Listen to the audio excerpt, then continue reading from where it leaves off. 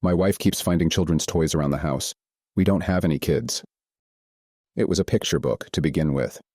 We stared at the big, bold writing, the cartoonish drawing on the hardcover of a children's book we had never purchased.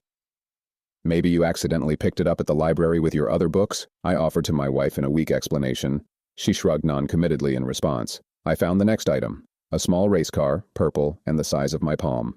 It was sitting haphazardly on the top step, an accident waiting to happen. I showed my wife, who frowned and offered no explanation, weak or otherwise.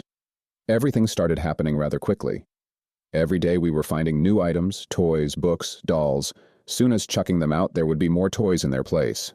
We began to suspect each other, of course. It seemed a natural response. It was just us two in the house, so where else could we lay the blame? My breaking point came sooner rather than later. I was mid-shower, mindlessly washing away the stress of everything that had been going on, when I stepped and suddenly slipped. Flying through the shower curtain and landing against the cold, hard tiles, I was thankful we hadn't remodeled the bathroom to a glass shower door.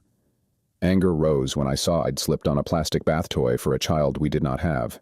This was just beyond ridiculous now. I went to confront my wife, the plastic bath toy in hand. I was pissed, practically shaking in anger, but there was no sign of my wife. I figured she'd gone out without letting me know, but soon nightfall came, but she never returned home. I called my mum, who didn't answer, and left a short voicemail, detailing the strange day. I tried to stay up to wait for my wife to return, but must have fallen asleep sometime during the night. The sound of children's laughter and my wife's soft voice singing lullabies woke me. Grogginess cleared to fear and confusion, and I ran about, searching the house desperately for the source of the sounds. I found nothing and no one. I felt like I was going insane. Exhausted and feeling sick with sadness and worry, I eventually crawled into bed as the sun began to rise outside. I resolved to call the police and file a missing persons report when I woke up, if my wife still hadn't returned. I was about to drift off to sleep when my phone buzzed.